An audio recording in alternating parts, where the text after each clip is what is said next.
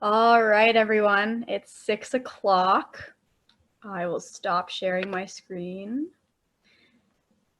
Thanks everyone for joining tonight for the No Man's Land panel of mountain women. We have an incredible crew joining us tonight, so I'm really excited you all could tune in.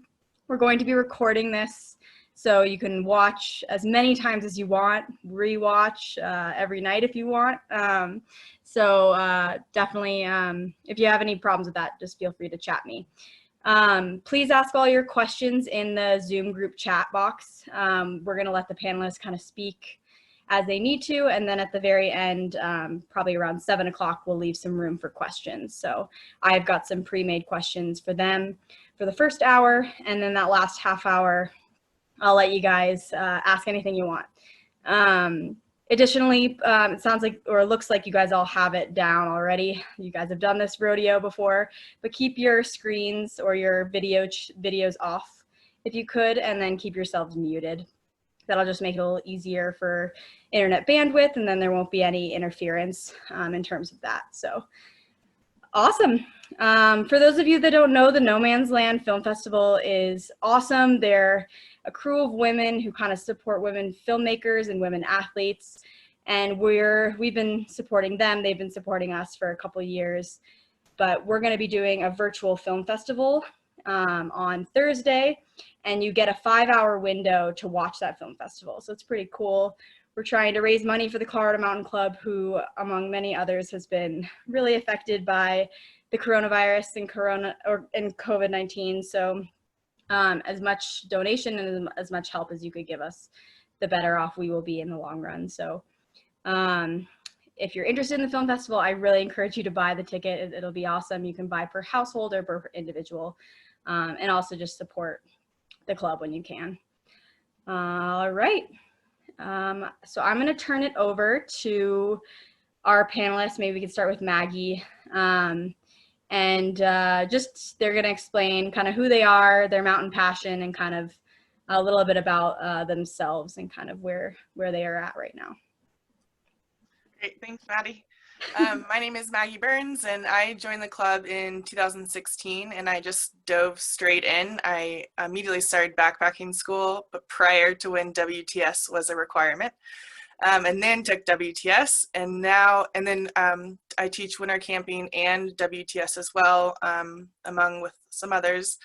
I just truly find the mountains are where I find myself and where I feel the most alive. I had a health scare in 2015, and since then it's just been my passion to get out and do new things and try new things and just be myself and be brave. So that's why. Thanks, Maggie. Crushed it. All right, Joanna, your turn. Great. Thank you for having me. I'm so excited to be here. My name is Joanna Garten, and I've been many things in life, like a lot of us, really. I'm a journalist and a lawyer and a mom. I'm a long distance runner, and I obviously love the mountains, as we all do. My current passion is writing, and I've recently published a book based on the life of Christine Boscoff. The book is called Edge of the Map. And Christine was one of the greatest American alpinists to ever live. She and her climbing partner, Charlie Fowler, who many of you may remember, died in 2006 in an avalanche in western Sichuan province in China. And their story is one that I continue to call one of the greatest untold stories in modern mountaineering. So I came to the story very passionate about telling it. Christine and I are from the same hometown, and that's my connection. And so the book was published a couple of months ago, and the reception has been unbelievable. And so I'm excited tonight to talk about her and my life and life in the mountains. Thank you so much. And I just dropped in a link. Check out the book, you guys. It's really awesome. It's definitely on my list after I finally finish the book I've been working on for months. All right, awesome. Aziza. Hi, my name is Azisa. For most of my sort of outdoor life, rock climbing has been my primary sort of mountain pursuit. And pretty much since I graduated college, I've been working primarily as an outdoor educator, and it's mostly been around rock climbing. So spent a decent amount of time in the professional and commercial work area, working for guide schools or guide services and climbing schools. But then also with universities and recently with the American Alpine Club, a national nonprofit. So most of my life in the mountains has been about teaching people and just being out and sharing that passion with people. It's been really great. Awesome. Thank you so much. Emma? Hi, I'm Emma Longcoat. It's so cool to be here with all of you. I live in Golden, Colorado, super close to the Mountaineering Center. I have lived here for 3 or 4 years. I worked doing marketing for the American Alpine Club up until super recent furloughs. So now doing a variety of craft projects and personal writing projects, all pretty outdoor industry related or public lands related. Most of my past jobs have also been within the outdoor industry. I've been a park ranger, a climbing guide, and most recently done AAC's marketing. My primary mountain passions are being a rock climber and an ice climber, and I've been jumping into ski mountaineering the past few years as well. The mountains have taught me so much, and I try to give back where I can.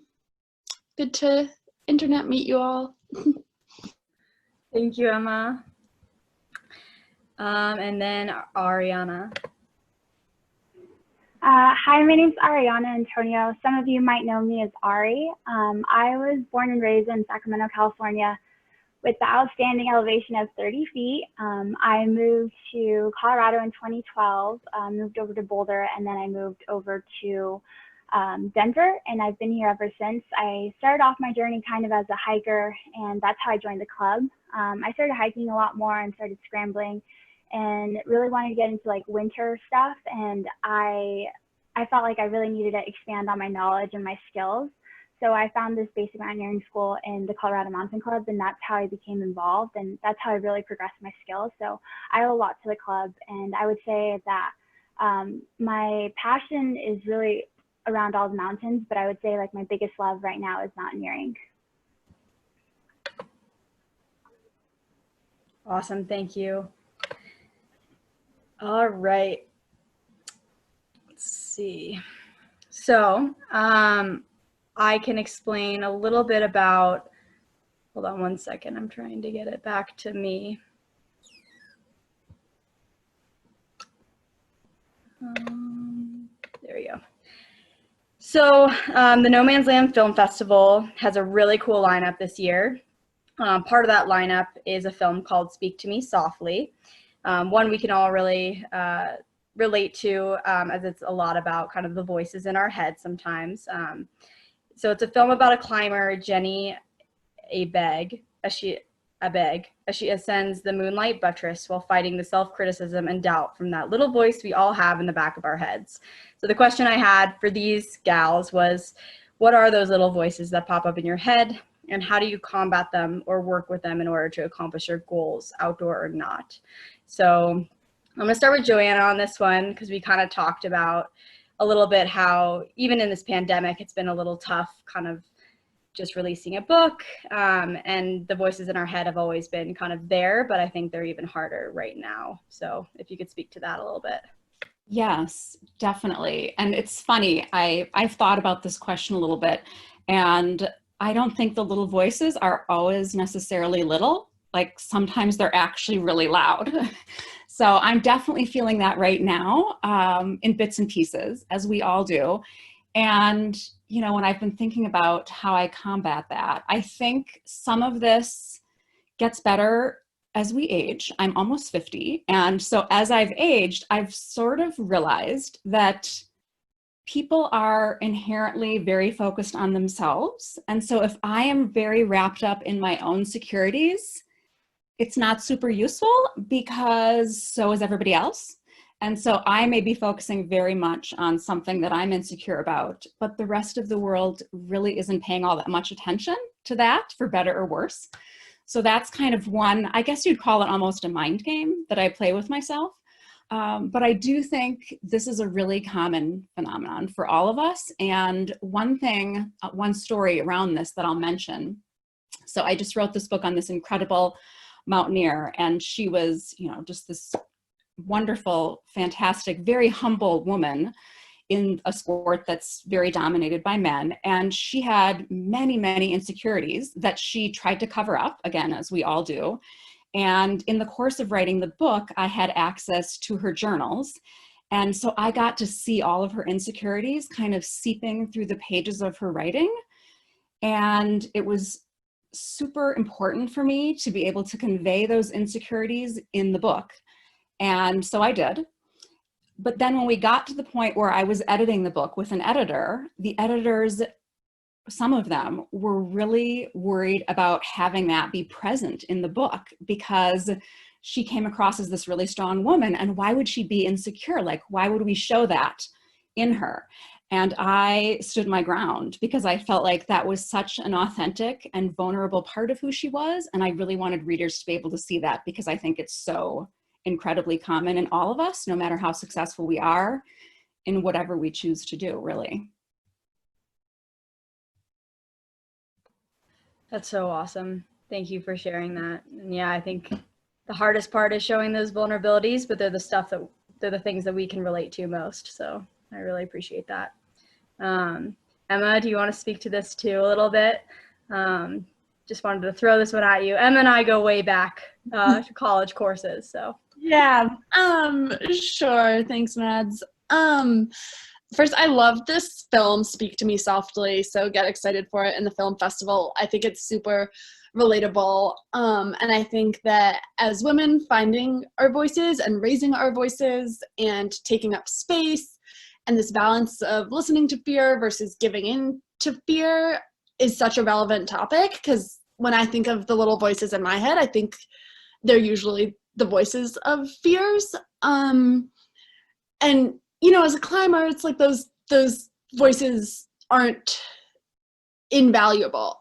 They're like, there's times when you do need that voice to guide you, and you can really appreciate that. But there's often also times when the fear isn't rational and it's not there to help you. It's voices that are there to bring you down. And so I think one of the most effective kind of simple things that I do regularly is just practice talking back to your voices of doubt and come up with some like guiding phrases that you can repeat to yourself. So if I'm on a climb, I'm often out loud saying, I'm not scared. I'm not scared. And half the time my belayer is like, you might be if you're saying that out loud. But it really helps me to kind of take up space myself and to give those voices a little pushback, and to hear yourself say something out loud, I think is really powerful. And then, yeah, you can kind of listen to yourself. And I think that telling yourself, you know, the stories you tell yourself really become your reality. So you have to figure out how to raise like your true voice for yourself and within yourself, if that makes sense.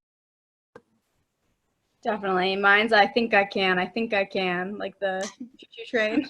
I love it. Yeah, we've all got those things you tell yourself in the mountains. I think they're so important.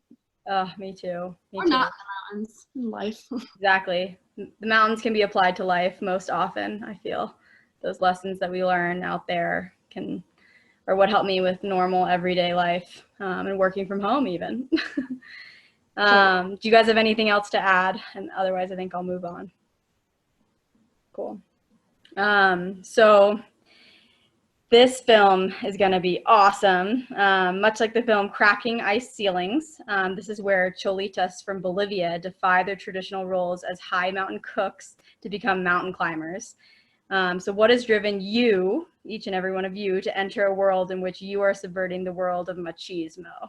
So we've all probably dwelled on this question a little bit, but we're in a male dominated world, especially in the outdoor industry. So what has inspired you to kind of defy that, and kind of what are the challenges you faced? And maybe Aziza, could you speak to that one first?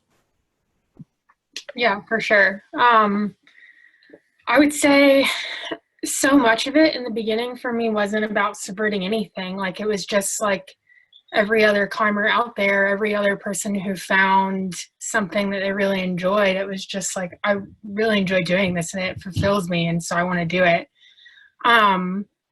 But, you know, I think the more you get involved with things and the more you learn about them, the more you see the cracks in the surface and the things that are, you know, that are issues. And especially, you know, I think climbing overall is actually surprisingly well split as far as like men, women, gender. But, you know, not to say that there's a lot of equality necessarily, even if the gender split is even. But then you dive a little bit deeper into like the guiding industry and sort of professional world, and it's definitely, not only is it dominated by men, but that word that you use, like that machismo culture, is such a huge part of it. And it's like, it's interesting to finally, you know, I've had a lot of really good friends push me to think about what that means and push me to see those things that I really kind of just wanted to ignore. Like, I just wanted to go climbing and have fun and not think about like gender divides or racial divides or like any of those other things. But as I've sort of come to terms with those things, I've realized that, kind of like you're saying, like sometimes it's almost, it drives me, because then I can be the exception, or I can set an example for somebody else, or tear down that culture that is harmful to everybody, not just women. And so sometimes that really drives me. And to be fully honest, sometimes it really gets me down. Like, sometimes it sucks to be the only woman in the room, and it sucks to know that for other people to see you as successful or to see you as good, that you have to be masculine. And I face that a lot with clients and students that I take out, an expectation that for me to be a good guide or for me to be a good instructor is to be masculine and to be domineering, or, you know, whatever those masculine traits are. And it's taken a lot of effort to just say, no, like, I'm good at my job and I'm good at these things. And it's not because I'm pretending to be masculine. It's because I'm being myself, you know? And I think all women have like some masculinity and some femininity, but it's like, I'm not going to try and be somebody I'm not. And then I've also had a lot of really amazing opportunities recently to get involved with initiatives to bring more women into the sport, and also just to uplift women in general. I think this is a great example. Like, being able to sit on a panel like this is really amazing, and being able to be involved in this work is like definitely what motivates me to like continue to show up day after day, even on the days that I really don't want to. God, it's so true. And it's so awesome. I do feel super lucky that we have such an incredible mountain community. And I feel very lucky that each and every one of you, even on this call, who don't even have your cameras on, that you joined and feel empowered by this community. Maggie, do you want to speak to a little bit about this one and the culture of machismo? I mean, I'm so lucky for the club, like, and just having strong female leaders. And I guess I don't know how to say it, but she said it perfectly. Like, I just want to do things, and I don't even want to think about like why I'm the only female there. Like, should that matter? So I just try to break down the barrier and show other people that they can do it too. And it's not just, you know, you don't have to have the skill, you can learn. We all started somewhere. So, I mean, that's just me, but she said it pretty perfectly too. But I'm just grateful for the community, the club, and the strong women and the mentors and all the events that we have, and we have men supporters and everything. So it's just been wonderful. Totally agree. And I feel really lucky. I've been lucky enough to find a mentor in the mountains, and she's been kind of the person that's taught me all the life lessons. So I think a big takeaway too for all the women listening is find that mountain mentor, find your mountain community, because there's a lot of incredible people in it. Cool. So moving on, the film Dead Last goes through the story of a climber named Caitlin, who enters herself into a national paraclimbing competition, having been born without her left arm. Have any of you felt as though you've been the unassuming athlete, and how has the recreation and outdoor community impacted you through that journey? So yeah, have you ever felt, I mean, we've all felt it's been hard. We've all been the unassuming person, but can you speak to like a specific experience where you've kind of felt that wholeheartedly? Maybe Ari, can you speak to that one? Yeah. Can you hear me? Yes. Okay, cool. Yeah, so I definitely, sorry, I'm having. You're totally good. And we can also, Okay, here we go, sorry. Sorry, you won't be able to see my face as well, but yeah, I definitely felt like the unassuming athlete. I was super nervous when I actually was asked to be a high altitude mountaineering instructor. I definitely felt like I didn't have as much to contribute as other instructors. I didn't feel like I had as much experience, knowledge, or skills, or even the fitness. Like I was coming back from an injury and I wasn't quite sure how I would level up in comparison. And I just always thought I wasn't good enough. But it was just definitely like, you know, myself telling me that I wasn't good enough, but there were other people telling me that I was good enough. I was being asked to be an instructor for a reason. And so I needed to trust that and, you know, start believing more in myself.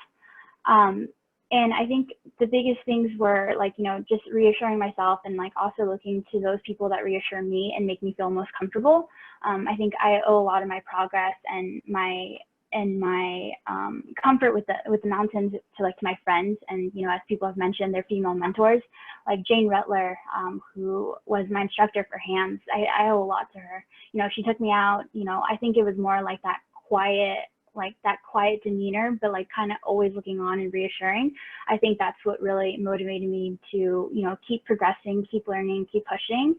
And I just realized like I owe it to the future mountaineers of the world as well, and people that are also like learning to be as strong as I can be and show them that you can do it, because it was a disservice to them for me to be more meek or to be weaker or not to be my truest self. And so it was really important for me to be involved and start showing more of myself and, you know, being more of a model for other people that might have gone through same experiences as me in the club and feeling like they didn't have someone that necessarily represented them and they didn't have someone that looked like them. And so I felt like it was a responsibility when I was asked to be an instructor to do it. And so I think that's what, you know, pushes me to keep doing the things that I'm doing. that's awesome. Thank you so much, Ari. You're amazing. A rainbow, as someone called you in this chat. Just so true. Emma, do you want to speak to this one a little bit? So about how kind of, hold on one second, I'm having technical issues. How has maybe being the unassuming athlete, whether that's from being a woman or being smaller, how has that kind of geared you towards the recreation outdoor community, and how have you kind of dealt with some of those challenges?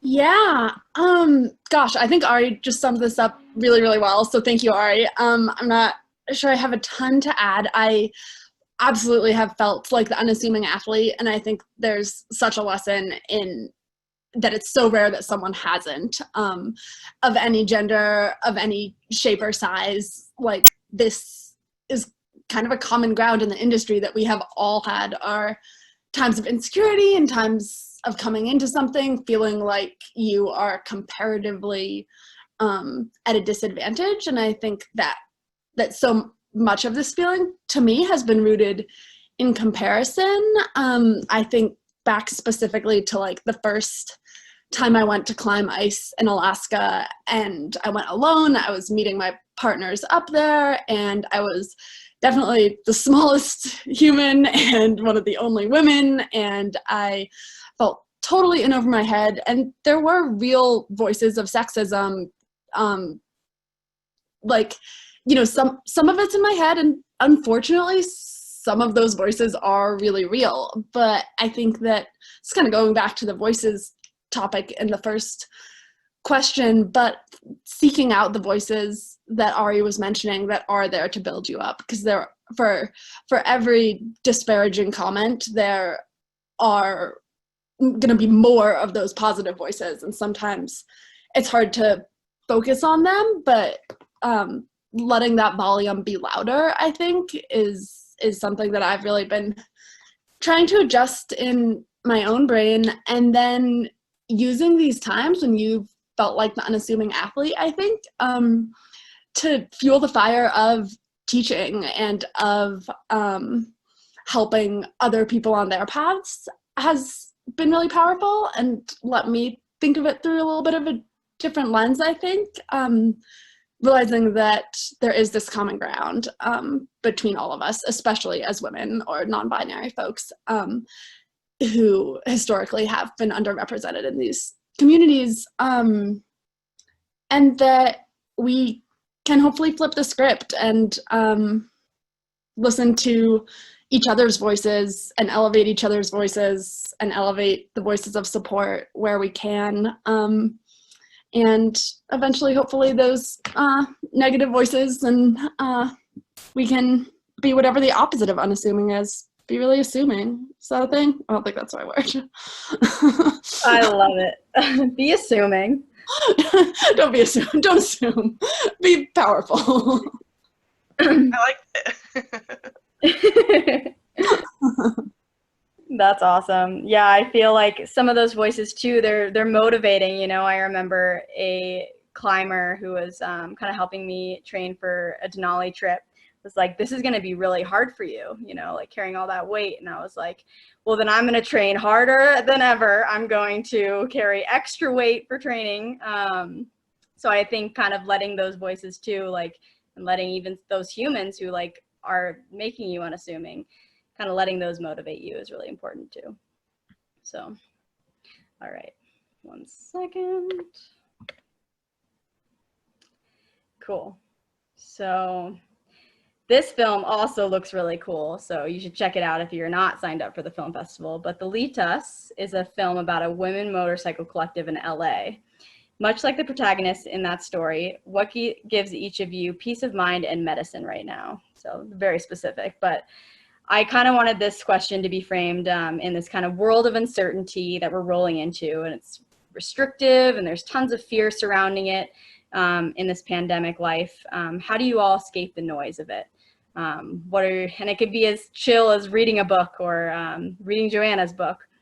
So how do you guys all kind of escape that noise and all that fear that you're hearing, whether it's in the outdoors or whether it's kind of sitting at your home right now, kind of trying to escape all of that? Let's see, Joanna, do you want to speak to that one?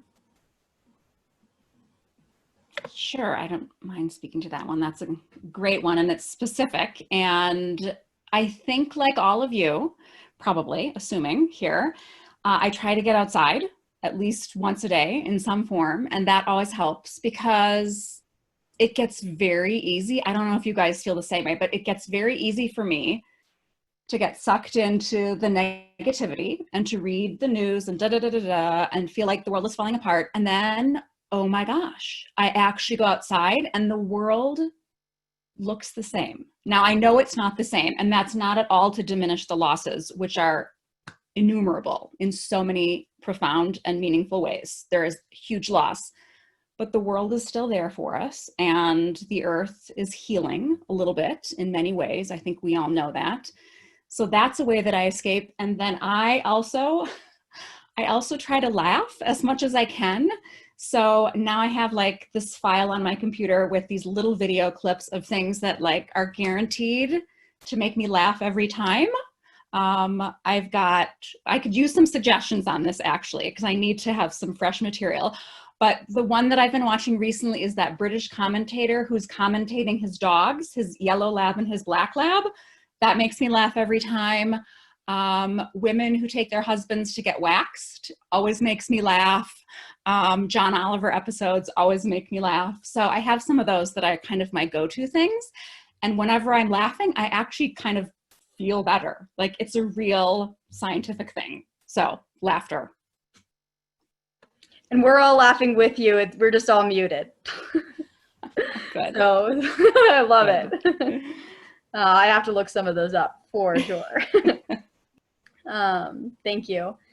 Maggie, do you want to speak to a little bit about what you're doing to kind of clear the noise, whether it's outdoors or I've seen a lot of your wildflower pictures?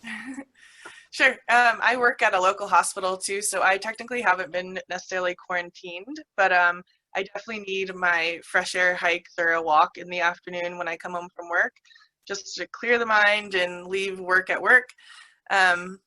And I've been trying to do some online yoga and of course the CMC classes like Maddie's 5-minute abs. That's a good one. But yeah, I've been writing gratitude lists every day, just 2-3 things, something that I'm grateful for, especially just not just being in the hospital and seeing everything kind of not necessarily firsthand, but just seeing and hearing things that are going on. I just like to remember what's the good and what's good in my life and the good people and just reaching out to friends and talking. But yeah, the fresh air definitely helps me for sure. That's awesome. Thank you for that. Ari, can you speak to this one a little bit too? What are you doing to escape the noise? Yeah, I'll speak to this one and also push back on the question a little bit. So I'll speak to it like in, just in the present pandemic situation. So I feel like, trying to create some, some norms and some sense of normalcy with a day to day. So like, I think what's really been helping me is having like a daily video chat with my coworkers. So even though we're not in the same physical space, at least, we're connecting virtually with one another and, providing updates and even some laughter and some smiles and just seeing them, has been really helpful, especially because, these are people that I would see primarily during the week and, have no physical connection with them right now. So I think that's been really helpful. And, chatting with my friends, video chatting, I noticed that I call my mom a lot more just to make sure she's okay. And I think that's really helpful. I've definitely been trying to keep my body as active. I feel like when I'm getting into like a wave, it's all a wave, like you have your highs and you have your lows. And when I'm feeling like a little bit slumpier and a little bit more in the trough, I definitely feel like I have to go out and I have to move my body.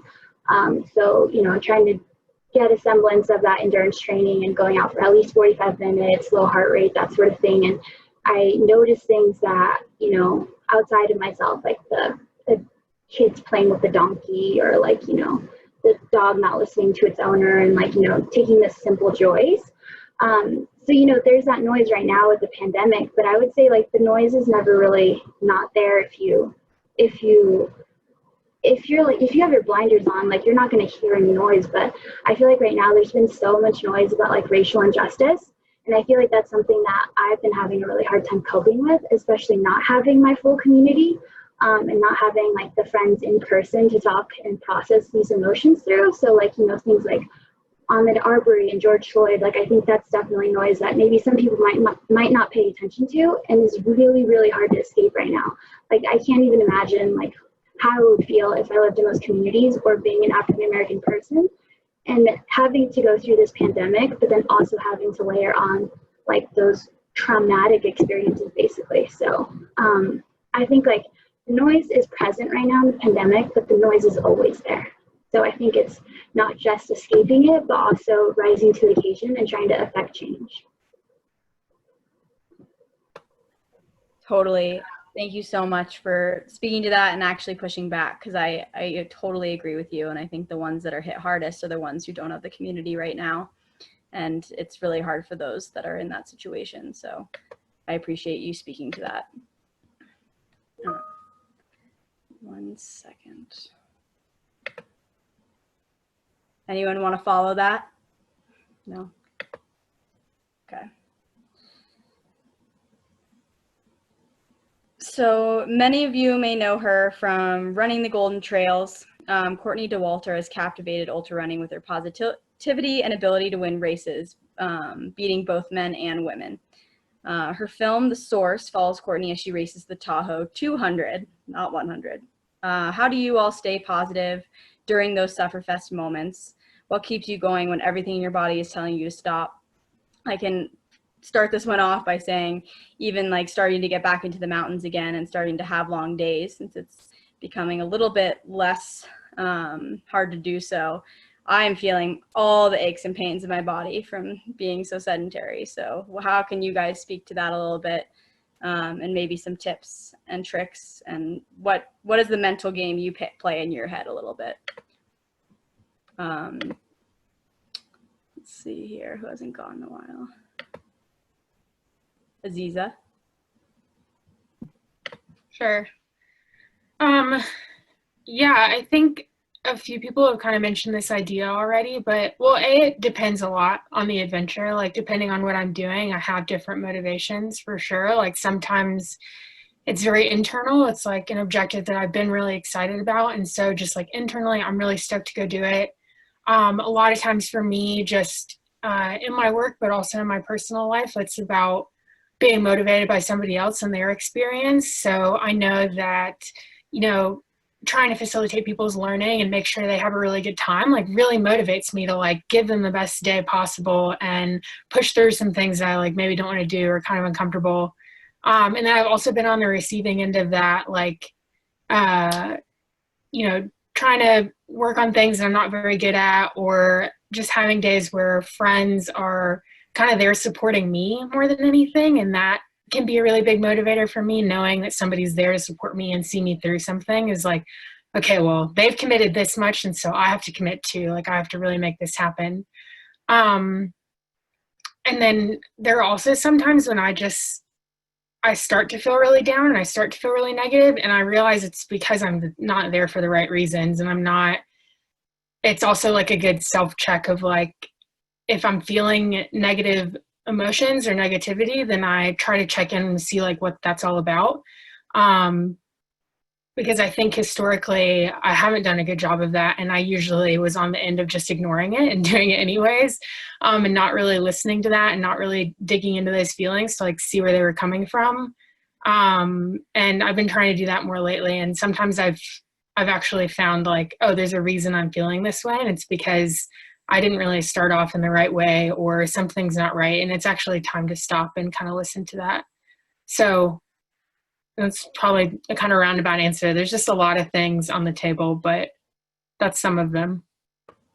Definitely. No, and I feel like we've all felt that for sure. Maggie, do you want to speak to this one a little bit? Sounds like you've gone through some Sufferfest moments even before you found the outdoors, and kind of what the outdoors has done for you, and how you can kind of overcome some of those challenges. Yeah, I had a health scare back in 2015, and I could barely walk around the neighborhood block afterwards, let alone go up to altitude. So that just became my motivator. Try and walk around the next block. And just remember that this pain is temporary, and I'll get through it, and my friends are there for me, and you know, they're there to motivate me, family, friends, small goals, and we made them. But yeah, I can do anything for a certain amount of time. Like, I just have to set my mind to it. And it may be a Sufferfest. Type 2 fun, maybe like even just winter camping in a blizzard, definitely type 2 fun. But it's temporary, right? We're gonna get through it. So yeah, I think like leaning on the friends thing is probably the biggest for me. I love it. I feel like that's the theme of the night. The mountain community is huge, and we all need to lean on each other right now, not escape the noise. All right, cool. So Rollin' Tide is another film. It's a story about freeride competitors who decide to slow down, seek solitude, feel the elements, and chase steep lines in a different way, by using e-bikes as a low-impact way to move forward. Mother Nature tries her best to push them, but Mother Nature tries her best to push them back. A lot of people have found parallels in dealing with adversity on outdoor adventures with dealing with the adversity during a pandemic. Can you speak to this parallel and how you all are coping with the adversity we've been facing as women and humans during a pandemic? So this one has come up a lot. I've seen a couple really cool articles that kind of depict how us as mountain people sometimes are even better off, because we kind of take this pandemic like we're weathering a storm, you know, we're dealing with the adversity, rolling with the punches. And you might all disagree with that and say this is nothing like that. But if you could speak to it a little bit about how we're kind of dealing with it and kind of adjusting to the adversity. You can either shape up or ship out, as my mentor tells me. Could you speak to that, Emma?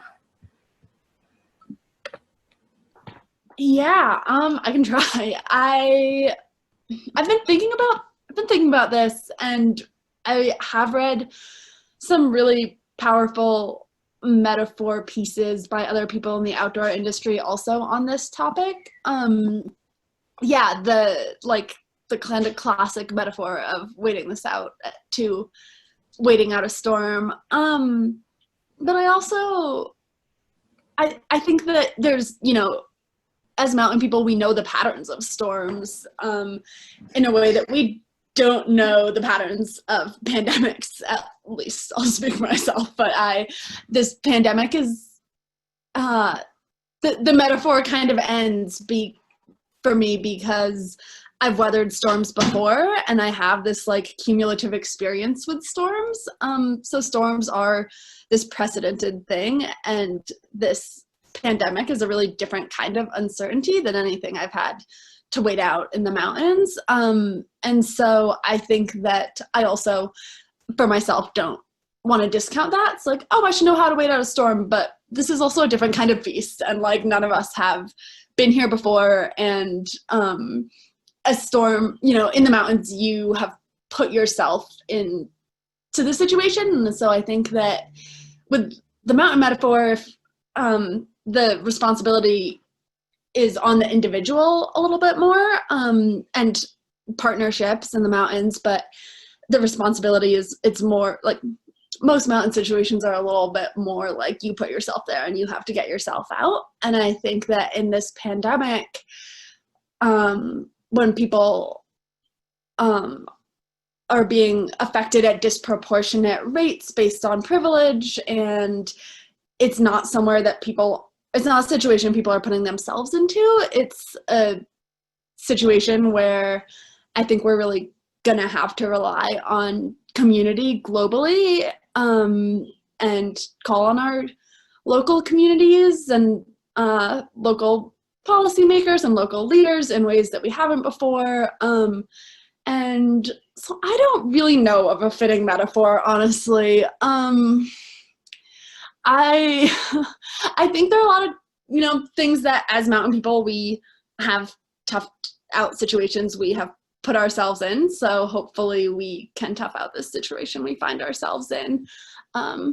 Is maybe a hopeful nugget that we've put ourselves in the way of adversity in the past. So when adversity is kind of thrust on us, hopefully we do have some relevant skills in the toolkit, even though there are some like dramatic differences in the situations. So true. It's like a storm made from like all the like worst nightmares I've ever had. Yeah, totally. Very cool.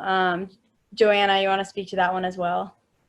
Sure. Yeah, I can. Yeah, that was a great answer. And I've thought more about this in the past few days since we've been talking about getting together. And I do think that as mountain people, in general, we have a better capacity to deal with the unknown. I think that's generally true. And we know inherently that living with that unknown can be really jarring. And that's in full view right now, I think, for a lot of us. And sometimes it's really ugly. So I think for me, watching this process of decision makers kind of making decisions has been really fascinating, and to see how everybody sort of struggles with this has been really interesting, because I think as humans, we're really programmed to want to believe that there is certainty in the world, and there's not. So I think I've tried to be able to find balance between saying, okay, so what are the positives that can come out of this? And yes, you know, nature is healing itself, and so that's really gratifying. And I hope that it's something that lasts long term, and maybe it will. And so there's a little bit of optimism. So the balance between that and then also having those moments where I just say, this really sucks. This really sucks, and there's no end in sight, and I'm just going to have a day where I'm just really upset about this. There has to be both. both. We have to allow space, I think, for both, because both are so very present right now in so many different ways. It's so true. And we need to let ourselves feel all the feels, because it's definitely a roller coaster ride, as you guys are depicting. I have really good days and I have really bad days. So trying to deal with the ebbs and flows. The wave, as Ari was saying. All right.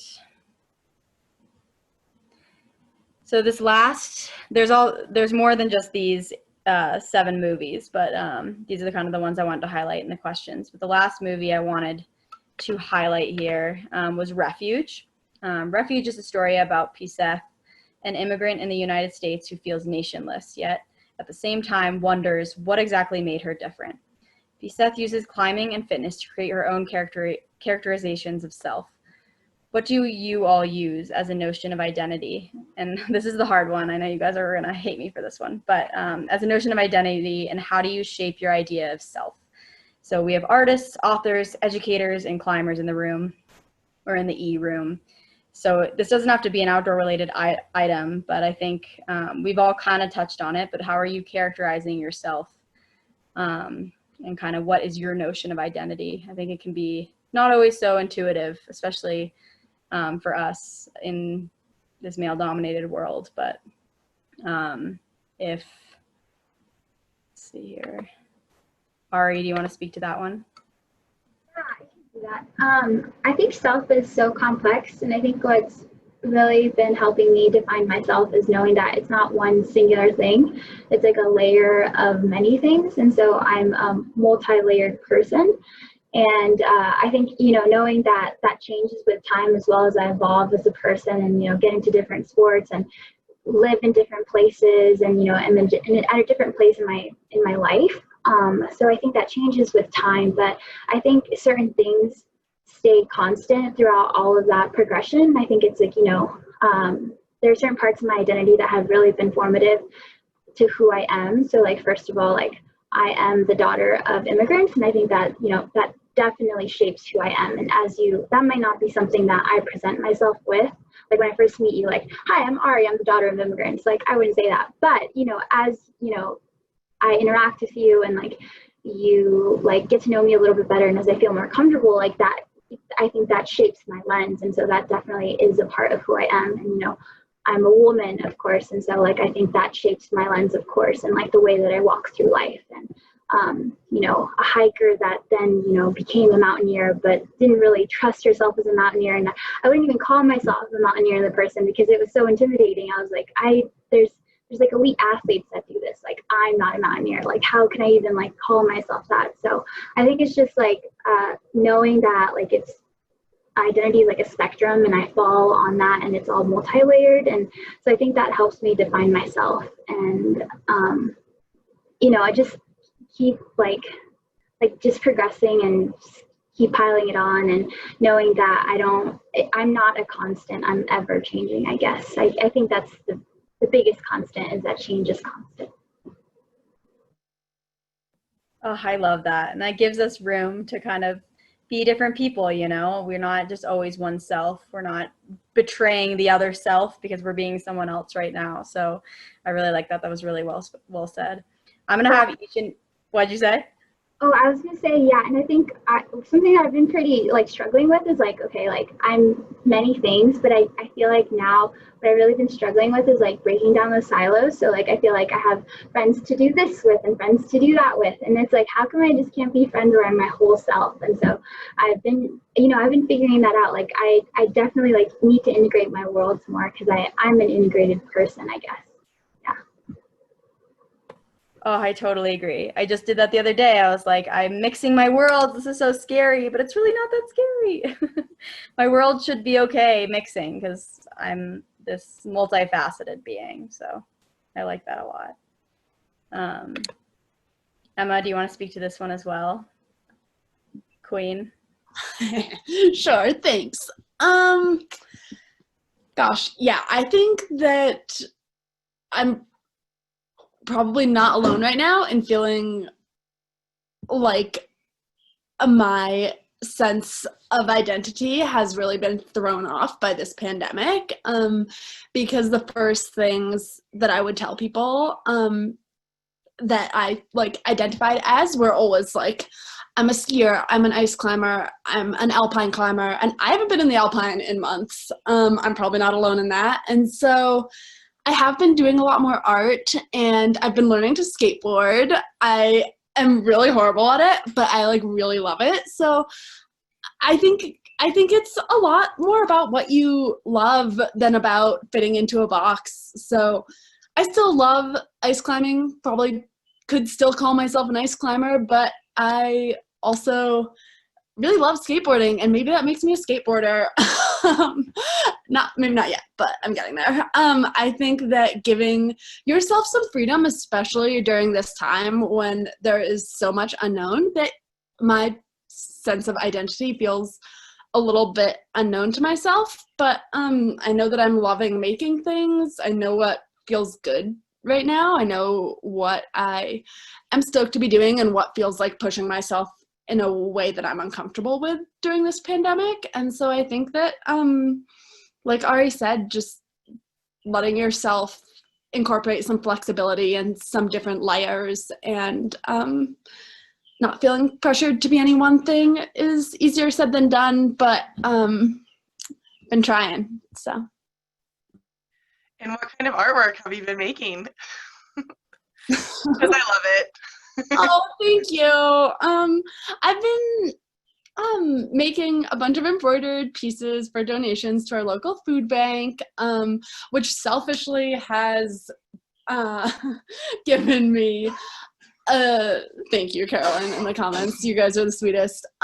It has given, like, I have wanted the sense of identity of being someone who can help other people during this time, and my donations for my art are so small. It's like, honestly, partially this selfish thing that I'm like, you know, you have to just,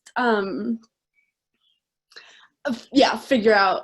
I don't know how the art stuff plays into my identity. I don't know if I am making an art business and then the pandemic will end and I'll be in the mountains again and be super over it. But right now I am loving it. And so I'm letting myself be an artist for the moment. And it's definitely been a part of my pandemic identity, which maybe is a thing.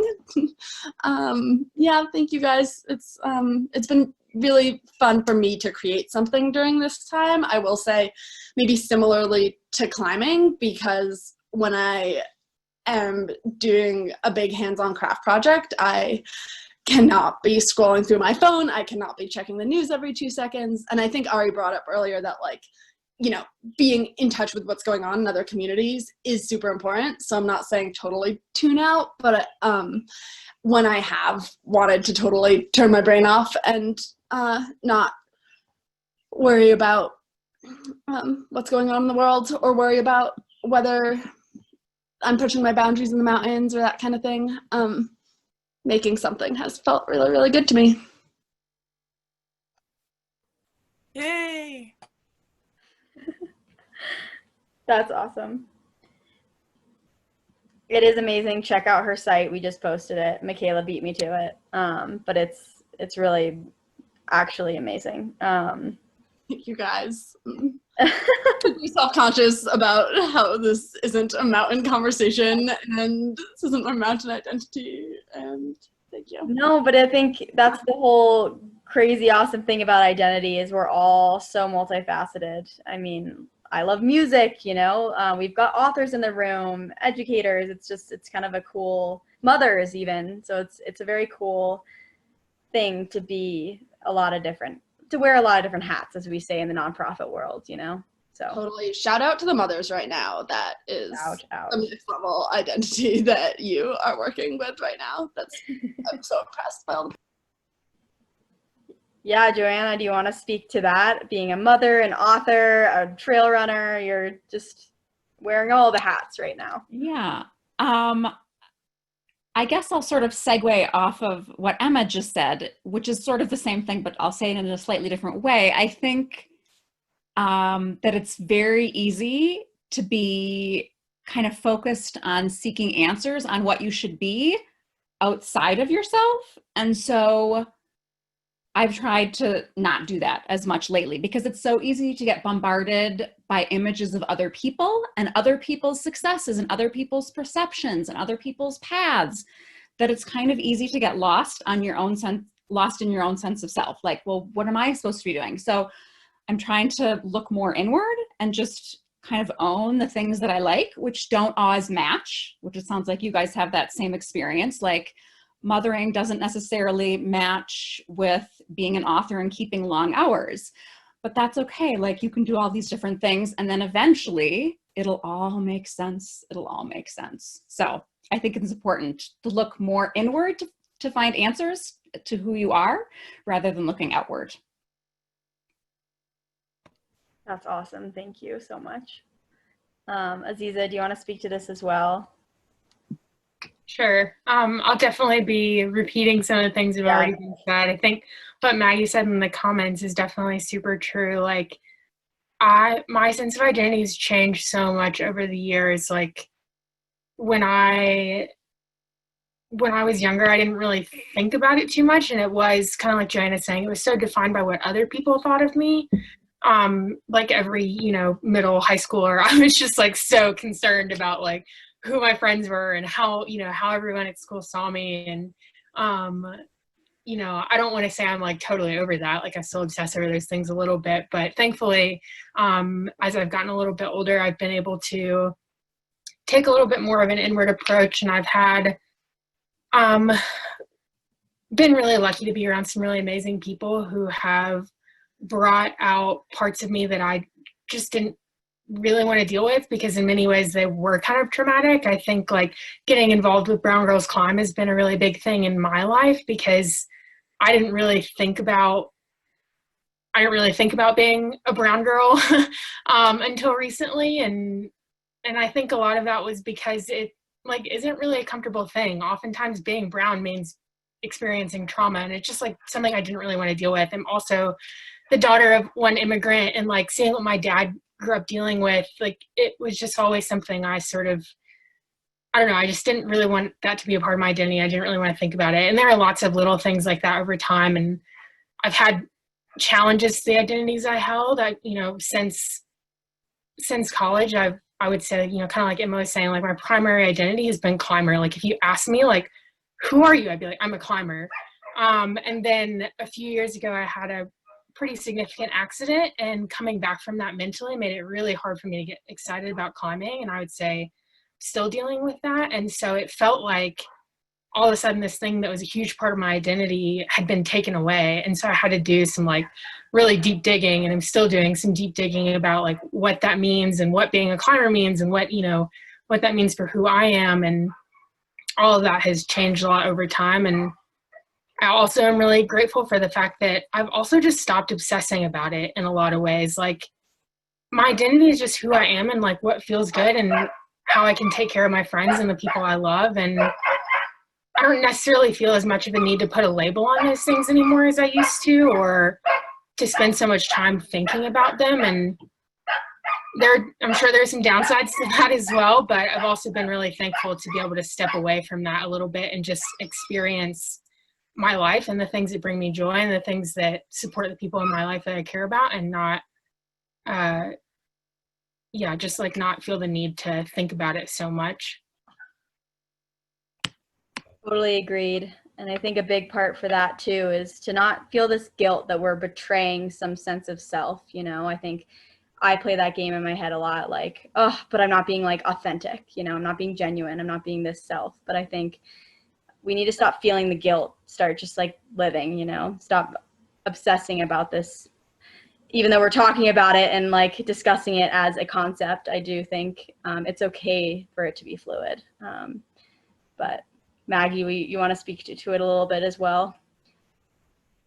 I think everyone kind of hit it on the pin on the head, but like even like you just said, like the concept of am I a fraud because I really am a hiker and an instructor, but I really want to do this, and like all those things just go through your head, and it's like, no, I can be whatever I want, and the things are ever changing. So you got to do what makes you happy. Awesome. Well, thank you guys. Those are about all my questions. And now we're gonna kind of bring it over to the chat. So we have not a ton of questions. So if you have questions from the overall panel, or you just have burning questions for these ladies, I also have some questions for these ladies. So don't feel intimidated, because I can just ask mine. I get all of them to myself. But the first one was from Elisa. It's a really good question and something I've been kind of dealing with, not on as big of a spectrum, but I'm currently dealing with a new medical diagnosis that has the potential to severely limit, if not end, my high altitude adventures. My go-to response to injury and limitation has always been to work harder, which is unlikely to be the answer this time. Do any of you have any advice regarding this sort of loss and disappointment?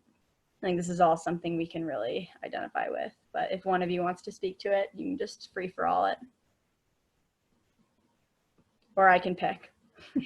I'll jump in briefly. Just this makes me, it's obviously a different situation, but it makes me think back a little bit to the accident that I had, and like coming out of that feeling like the things that brought me a lot of joy once like weren't really within my reach, and sort of like dealing with that. And at least for me personally, I think there are definitely some things that I will never enjoy the way I did before, just like mentally, emotionally, those things like they're not fun anymore. And I spent a long time trying to push it and trying to make it be fun.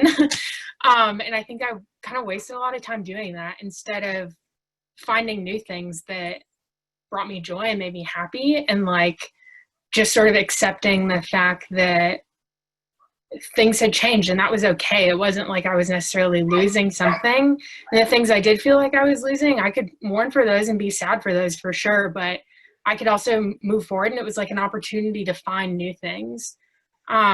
So, you know, it'll be different for everyone, I'm sure, but I hope that you can find that balance of finding new things and saying this is an opportunity, and also giving your space to be sad about maybe losing things. But hopefully none of that involves giving up hope on the fact that like things will be good again, and like you'll get there, whatever, if it's a new thing or if it's getting back to the old thing, like you'll find something exciting again.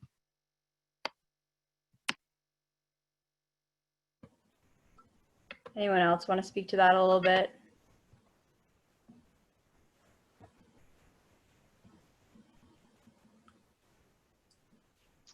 I had a pulmonary embolism in 2015, and that's that set me aside for a while. And basically the doctors pretty much told me like, you can't do any more winter camping and you can't go up in high altitude. And I mean, that just wasn't going to happen.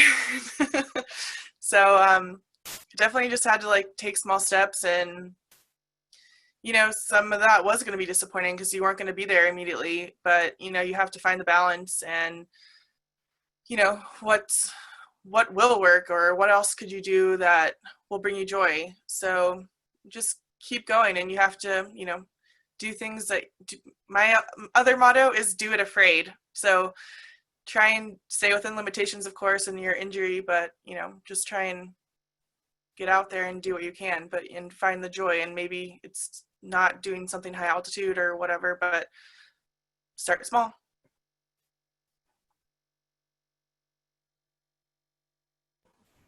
Thank you for that, Maggie. Yeah, I think starting small is a good thing. It's a good thing that I've been learning.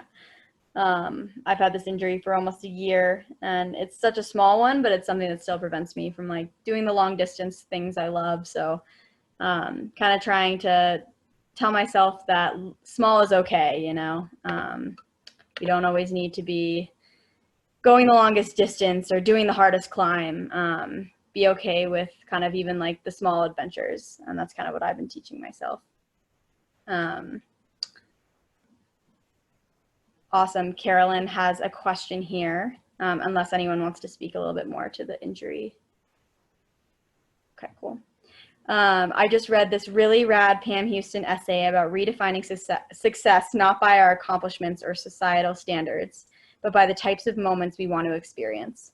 I'd love to hear people's thoughts about how to manage finding joy in the process versus the outcome as a mountain athlete.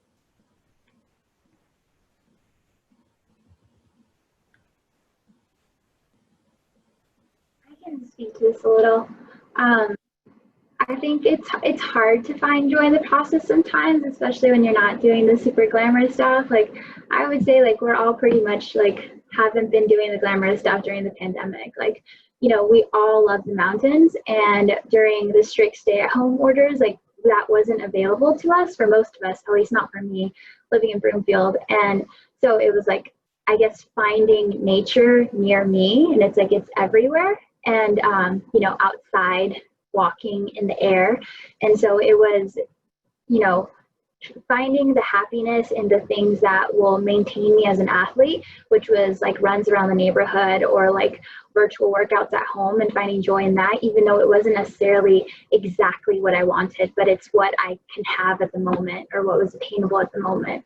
And, you know, sometimes it's also like, sometimes it's not even the objective at all. Like, I think like, you know, a couple of years ago, my friends and I had a huge Rainier trip, and, you know, the objective was the summit of Rainier, but, you know, there were some things that happened, and at the end of the game, like at the end of the day, like the only thing that mattered was like our safety and who I was there with, and like maintaining those friendships and that connection and our progression. Like that was our like culmination to all the skills that we had learned up to that point. And so it was like really like just look it back at how much I've accomplished and like to this point, and how much like that was the point of all of this. It wasn't necessarily reaching that teeny tiny like point, you know, of elevation. It was like the whole thing was actually what brought the happiness. And I guess like just finding beauty in the struggle. Yeah. And the whole progress, because that, I think that's what makes the success even sweeter. Totally agree with that. And I think I had to discover that last summer or last fall. Is I think when we get into these really challenging and technical mountain sports, we tend to get really focused on the goal, and like Ari said, like the objective. And I think I was very much that person. Like I'd go out with the intention of, I'm going to ride 10 miles today. I'm going to gain 10,000 feet today. I'm going to climb this pitch today. And like, there's always a goal at hand. And I kind of had to rediscover that being there was actually honestly the best part, you know, like sitting by a lake with no goal in mind, just kind of like watching the water. Like that's also a really awesome outdoor experience that didn't require a goal at hand. So kind of rediscovering nature in its truest form, and kind of the people you are with. I think you guys are all spouting that, but I just wanted to reiterate because that was something I had to discover, because I became very goal obsessed almost. So.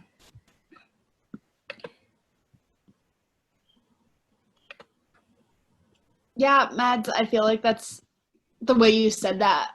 And Ari, those were super articulate. And I think it's such an interesting topic when it's like, nobody starts out learning something.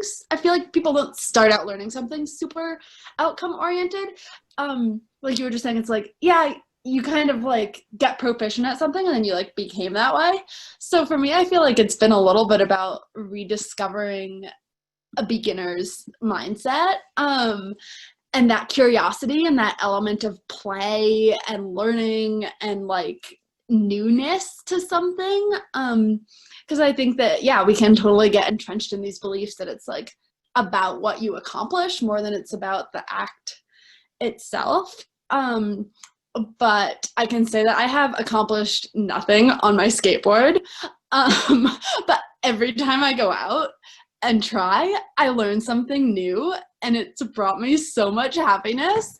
And I'm like, damn, when did climbing stop being like that for me? Like, I do not learn something new every time I go out climbing. Half the time I go out and I just like beat myself up because I've been in that game for so long. And honestly, parts of the climbing world I feel like have lost that like shiny sense of joy, and so finding ways to really bring that back in.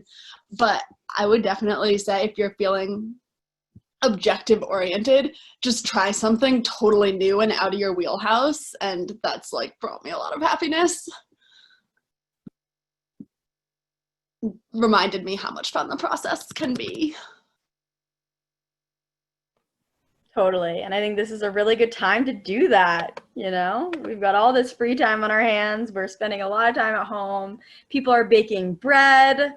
We got a pizza stone. We're making the best pizza in Denver, just delivery only. So give us a call. Stuff like that, though, I think you got to be the beginner, and it's honestly, it's like the beginner's luck kind of thing. It's the best part, honestly. Anyone else want to speak to that a little bit? Objectives versus being versus beginner's luck? No? One thing I wanted to ask you guys, because it looks like we're getting a little silent on the chat, was a lot of people have been asking, because I think all these companies are coming out with protocols, like we're one of them. We're coming out with these new protocols, these new opening protocols. And I think a lot of people have been asking, like, what are you guys doing? What are you doing to do your part right now? I think, I don't want to make it too COVID heavy, but I think right now everyone's so concerned, and I think like things are like relaxing a little bit, but like what are each and every one of you guys doing to kind of do your part during this time, but also to kind of stay sane and like protect your mental health, protect that mental well-being, while still kind of doing the best we can to kind of flatten the curve, whatever the new slogan is, but be safer at home. Does anyone want to speak to that first? Ari mentioned something that I found really helpful, which is just like finding those local adventures. I think especially as folks who spend a lot of time in remote areas and seeking out adventure, we kind of forget that like there's a world of wonders in like our front yard or like on our block, you know? And it's just about having the right mindset and being a little bit more curious and seeing things that you normally just sort of brush off. And then I'm really fortunate to live kind of right backed up against the Flatirons. And so I can actually walk to a lot of those mountains and trails from my house. And that's been pretty great. And, you know, we're lucky enough to live in a place that there's so many options that it's actually pretty easy to just go do a trail that nobody ever does. And like, you know, maybe it's not the greatest scenery ever. Like maybe there's a reason it's not popular. But it's still a way for me to get outside and like have a little adventure on my own and still feel like I'm being relatively responsible. So those are two things for me. Yeah, I'll piggyback on that one too. I've discovered 3 new trails in the last week near my house.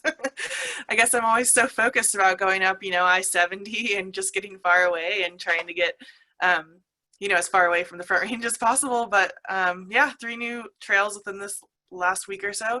And sometimes the max people I've seen has been probably 8. So it's been quite nice actually. So definitely got to get outside, and yeah, hopefully I can add another one to my list this week too. My partner and I joke that it took a pandemic for us to meet our neighbors. And that's just so sad. It's like we've lived here how long, and we just now know their names and know their faces. And we're like, did you even know that person lived there? Like, had you even seen that person? And it's just like, we're always like hitting I-70, as Maggie was saying. And it's just like my community was always like outside of my neighborhood. Like my community was with my coworkers, my friends in the mountains, doing all this stuff. But like, you know, my community is here too. And so I think it's finding those connections outside of, you know, what we normally identify with. And I think what's really also helping me cope with the pandemic is like knowing that my decision making is outside of myself. Like I'm not always making decisions just for myself, but like I'm making decisions for others. And so, you know, like they tell us to wear a mask, like we don't wear the mask to protect ourselves, like we wear the mask to protect others. And so seeing the implications that are outside of ourselves, I think has really been helping frame like the decision making and, you know, ways to reintegrate like back into society and how to loosen up, and kind of paying attention to the data and say, okay, well, we as humans are not acting responsibly, and we can see that COVID-19 is going up, or we can say, oh, we're doing okay, and like it's going down. So I think it's just monitoring that data and just thinking, okay, like what is best for ourselves, like as a state and my community as a whole. Yeah, I'll just add one thing, which is similar to what everybody else has been saying about finding adventure locally. So I'm a long distance runner, and most of my running is in urban areas. I live in Denver, so most of my long distance runs are on the Cherry Creek Bike Path, which most of you know kind of runs right through downtown Denver, and it goes all the way out, like practically to the airport. And so that's where I do most of my running. And so since the pandemic, I've been running at a park kind of around and around and around and around and around. And it's like a little bit mind numbing, but also I'm definitely seeing things that I've not seen before just by staying in my neighborhood for those like long 15-mile runs. So there are things right outside our front door, aren't there? Yeah, I call Wash Park my hamster wheel because I just go around and around and around. I probably log like, God, 10 laps per week maybe. That's really awesome, you guys. And one thing I've been doing too, I'm a mountain biker at heart, but I've been taking the road bike out and kind of exploring trails that way, because who would have thought you could have an adventure and right from your house, and I can go on a 30-mile ride and go to Chatfield State Reservoir. So that's been really cool to kind of explore those areas I've never been to before and kind of notice the nuances. See all the boats from afar. So it's definitely been cool to kind of explore a new thing, you know. I'm by no means an expert, still learning, still very slow, but it's been fun to explore. I'll just add one thing briefly too. Ari mentioned like data and how that can really help us make decisions and see like what's working and what's not. So I'm just going to drop this really interesting info and research that Leave No Trace did along with like University of Pennsylvania or something about how people have changed their recreation habits and what people are doing more now in response to the COVID-19 stuff. And it's actually super interesting. I would definitely recommend checking it out. I was really surprised to find that a lot of people really did like significantly modify the way that they recreated. I think we hear a lot about the people like not necessarily doing that. But anyways, if you want to check it out, super cool. Super cool and really good to hear, because I think when I was creating our protocol for CMC to reopen, we've definitely been kind of going through how do we practice LNT when we're asking people to social distance on a tiny little single track trail. And so kind of dealing with those nuances, because it's really tough. Like, I don't want to trample those beautiful wildflowers while I step off 6 feet to wait for these other people to pass. So we've kind of been dealing with a little bit of those discrepancies as well. Biggest thing that I can tell you, if you're interested, is just not to continue walking, just to stay put. And so we're not kind of braiding the trail and making more impact than necessary. But I'll definitely need to check that out, because I think it is really interesting to kind of see how it has changed and whether it has made a significant impact. But if you're interested, I can also speak more to the CMC specific protocol as well.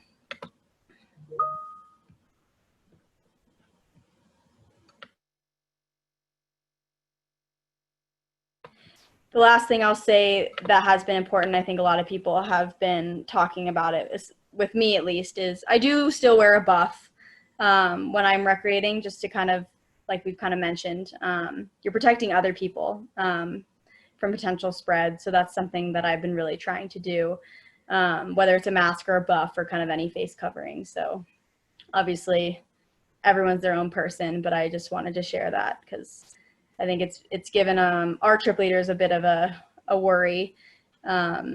So something that I've been practicing as well. One thing, speaking of that too, one thing that I discovered is I was on the buff train for a long time, and I was amazed at how much a difference having an actual mask made. Like, it was so much more comfortable and made me way more likely to actually wear it consistently. So if you're experiencing a lot of discomfort with the buff or something, it might be worth checking out an actually like purpose-made mask, because I know, at least for me, it made like a world of difference. And they're really hot. Maybe we could hire Emma to make us some masks. I am available for that, actually. So it's an option. Yeah, man, it's tough. I think I've also been rediscovering my local trails and everything. But honestly, on the weekend, a lot of the trails that I can run to from my house get pretty crowded. So I've definitely been hibernating and diving into art projects. And I feel definitely some anxiety as things reopen. It's not so black and white anymore. I think I made things pretty black and white for myself.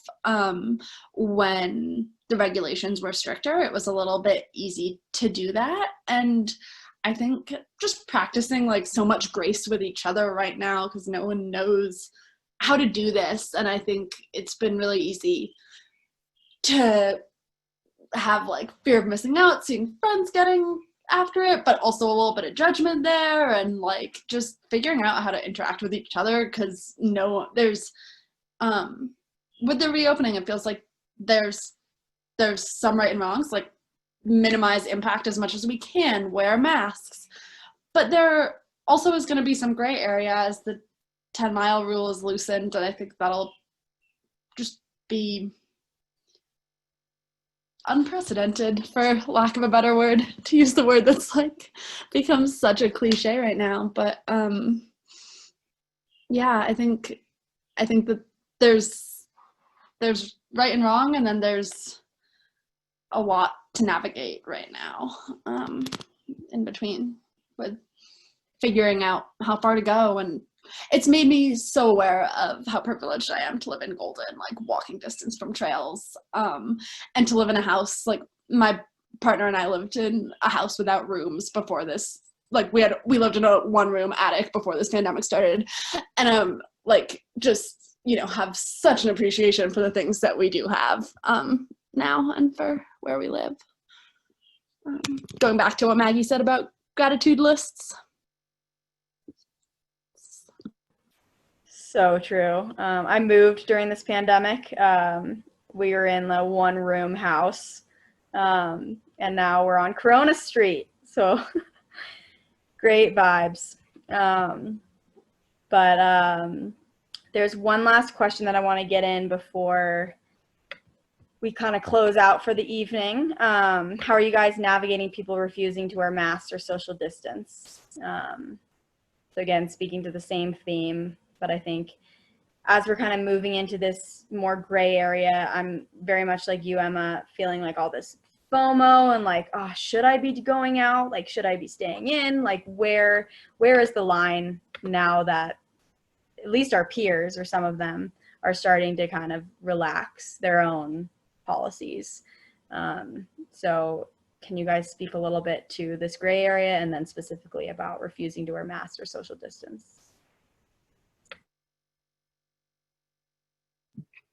I think Emma's comment about grace really comes to mind. Like, I think it's easy to jump to the conclusion that somebody is choosing to be irresponsible, or, whatever it is. And like, I don't know about you guys, but like sometimes I forget my mask and I like go do my errand. I feel like I can do it reasonably well without the mask, and like, who knows if that's a good decision or not. But so just trying to like be understanding of that, and then also being really clear with people about what my expectations are. So if I'm spending time with friends or people I do sort of have a relationship with, I can say like, hey, it's really important to me that we wear masks, or it's really important to me that we do X, Y, and Z, so that people like know the expectations coming in. Because I think, like we were saying, like people are just dealing with this in very different ways, and people have different expectations about what is okay and not okay. And I don't think it's necessarily that people don't respect each other or don't want to do the best they can, but sometimes they just see the situation differently. So I think just a little bit of communication can really help. And then in the situations where I don't really have control over those things, I just try to focus on the things that I can actually do. So if people don't wear masks, like trying to avoid those folks, or trying to stay away from the trails when it's busy. And I know there are going to be people who don't have masks, or I know there are going to be times when I can't maintain 6 feet. And then also like, I think as people who get out in the mountains, we like this idea of risk tolerance. Like sometimes I tolerate those things, and that's a very like nuanced and complicated decision about when I'm okay without the mask, or when I'm okay without the 6 feet. And there's no black and white rule about it. But yes, I I don't know if I really answered your question, but hopefully some of it.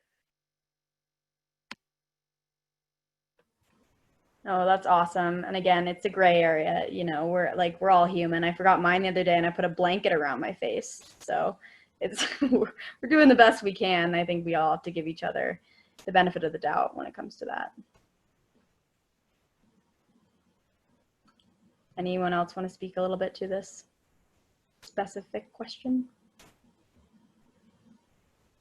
Gray area?